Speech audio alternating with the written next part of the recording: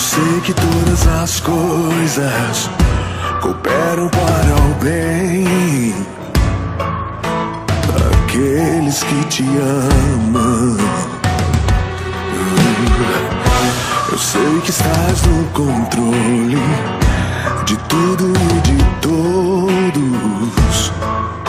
Te vejo no trono.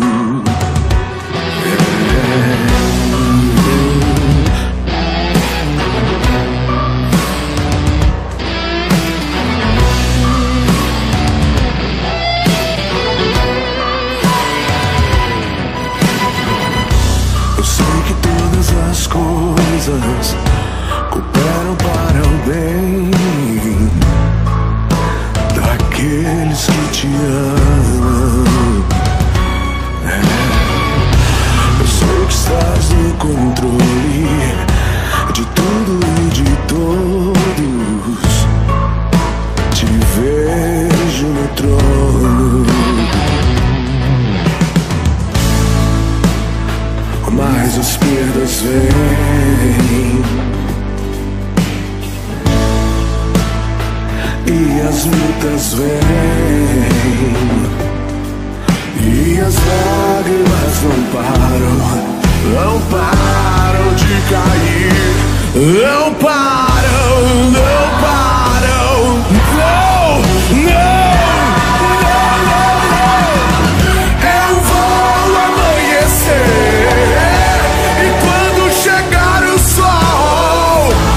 Suas misericórdias me renovarão. Pode crer. Eu vou amanhecer. E quando chegar o sol, as suas misericórdias me renovarão. Oh, oh, oh. Eu vou amanhecer. E quando chegar o sol, as suas misericórdias me renovarão. Hey! Eu vou amanhecer. E quando chegar o sol, as suas misericórdias me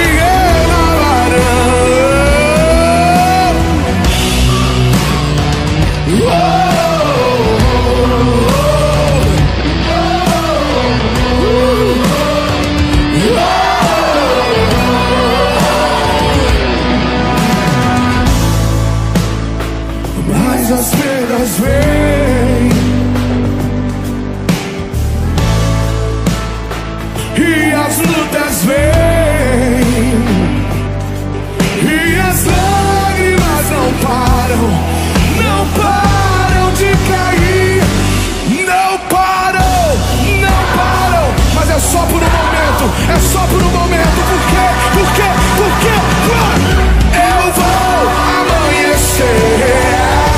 E quando chegar o sol, diga, as suas misericórdias me renovarão. Eu vou amanhecer. E quando as suas misericórdias, levante as suas mãos, aumenta o volume. Eu vou amanhecer. Diga. As suas misericórdias me renovarão. Eu vou amanhecer. E quando chegar as suas misericórdias, levanta. Eu vou amanhecer. E quando chegar o sol, as suas misericórdias me renovam. As suas misericórdias, as suas misericórdias, as suas misericórdias me renovarão.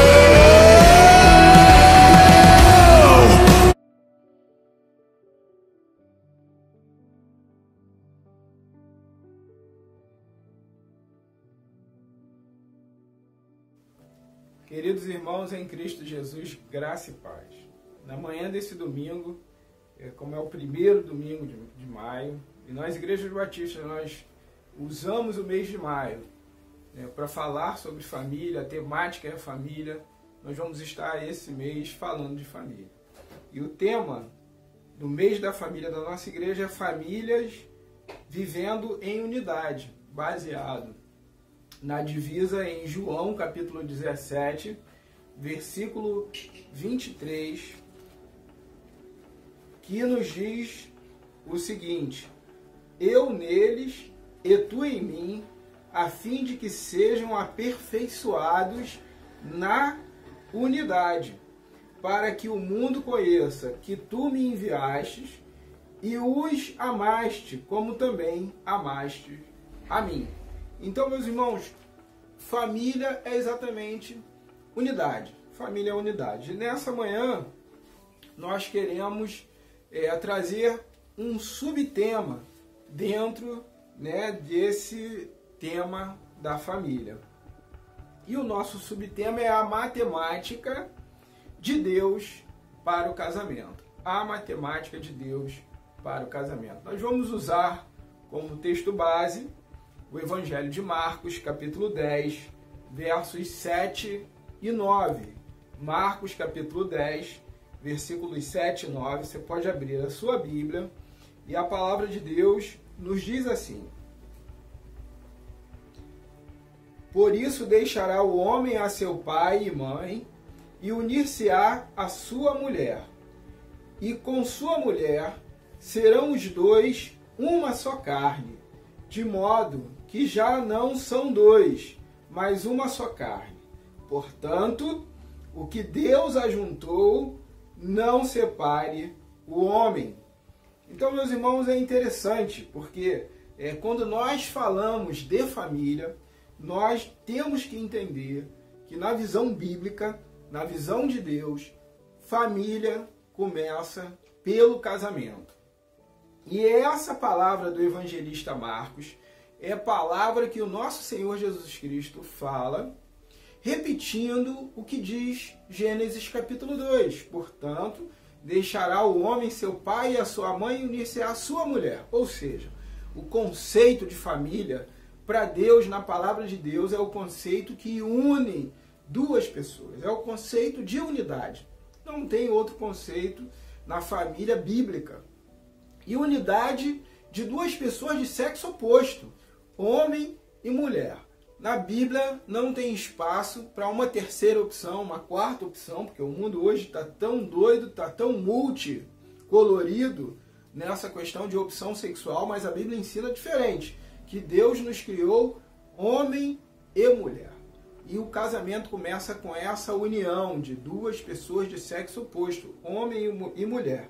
Então, biblicamente, não existe família se não tiver esse princípio de unidade, que é o casamento. Por isso nós queremos falar hoje, no primeiro domingo de maio, mês da família, sobre a matemática de Deus para o casamento. E aí, meus irmãos, as operações básicas de matemática que nós conhecemos é adição, subtração, multiplicação e divisão. E tudo isso Deus deixou para o casamento. Porque no casamento nós precisamos somar, precisamos adicionar.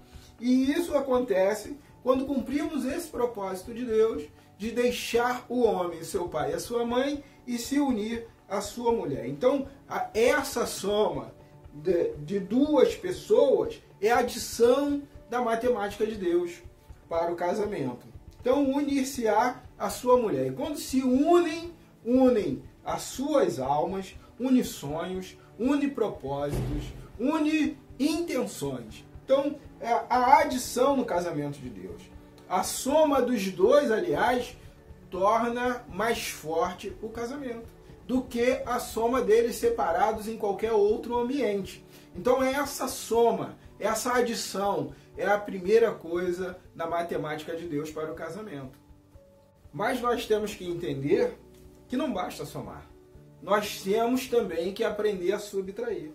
E na matemática de Deus para o casamento, nós subtraímos também. A subtração é algo que sempre está voltado para um sentido de perda, sentido de deixar alguma coisa para trás, de se perder alguma coisa. Então a subtração é porque nós somos subtraídos da nossa família original, né? O homem e a mulher deixam seu pai e a sua mãe, ou seja, perdemos, né? Subtraímos aquele contexto familiar em que nós vivemos para nos unir a outra pessoa, para somar com outra pessoa. Nós subtraímos em primeiro lugar, né, a família anterior em que vivíamos, ou seja, deixar pai e mãe. É um sentido de perda, é um sentido de cortar o cordão umbilical familiar para vivermos com outra pessoa de fora, outra pessoa que vem de outro ambiente familiar, outra pessoa que também precisa subtrair do seu contexto familiar para iniciarmos um outro núcleo familiar. Então nós temos que subtrair, nós temos que aprender essa diminuição. E nós precisamos subtrair também outras coisas, como a nossa mentalidade de solteiro. A nossa vida de solteiro já não existe mais. Quando nós entramos num casamento, a gente precisa pensar como casados. E o contexto de solteiro precisa ficar para trás. Também precisamos subtrair os nossos comportamentos infantis. Porque o casamento traz responsabilidades novas. Precisamos agora comprar no mercado, que nossos pais faziam por nós. Precisamos pagar a conta de água, a conta de luz. Então, precisamos assumir essa responsabilidade que os pensamentos anteriores de solteirice, de infantilidade, não nos obrigávamos a ter. Quando entramos no casamento, precisamos subtrair. A nossa vida anterior está agora passando por transformação e se transformando em uma nova vida. Vida de perdas, mas vida de ganhos também.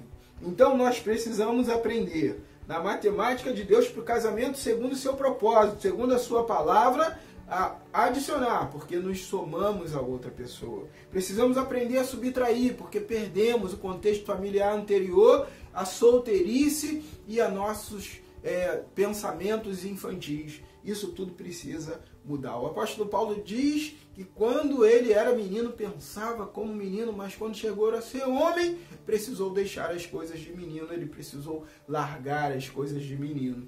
Mas não é apenas adicionar e subtrair. Nós também precisamos saber que o casamento, na matemática de Deus, ele também tem a multiplicação. E a multiplicação está voltada para o sentido de cultivo. Um grande sábio já disse que o amor é como uma flor. Você precisa cuidar dela todos os dias para que ela murche, para que ela dure mais. Então você precisa cuidar, cultivar. E a multiplicação está voltada também para esse cultivo. Quando nós cultivamos, quando plantamos uma semente de abacate, nós vamos ter um pé de abacate e vamos colher vários abacates. Então precisamos também aprender que a multiplicação está nesse sentido de que cultivamos um fruto para colher, uma semente de um fruto para colher vários frutos. E aí, no casamento, a gente semeia amor para que a gente possa colher amor.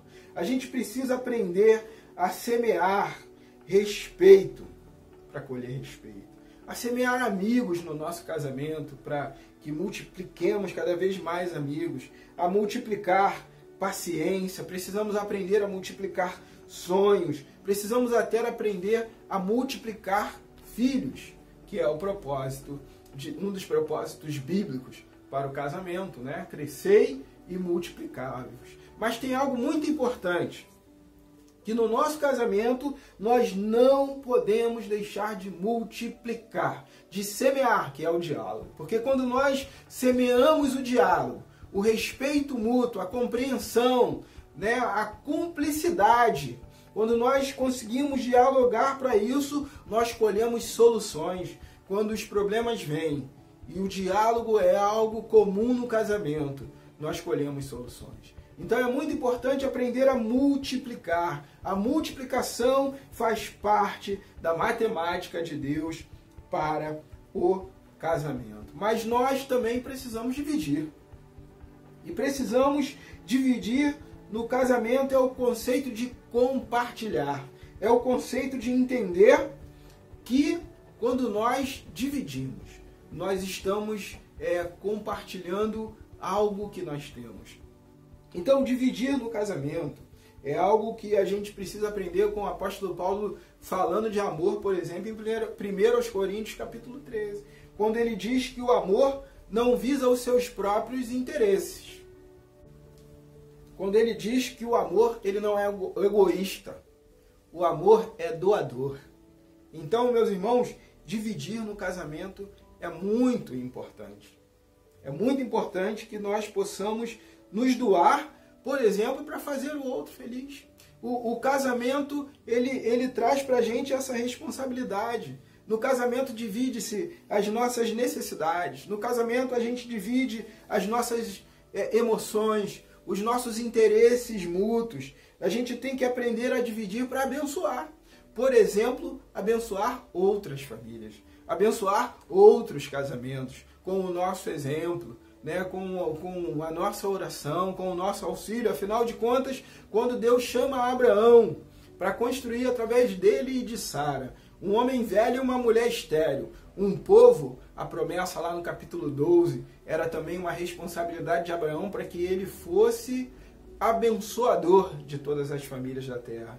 O texto de Gênesis capítulo 12 é: em ti serão abençoadas, benditas todas as famílias da terra. Então nós temos que aprender também no nosso casamento a dividir.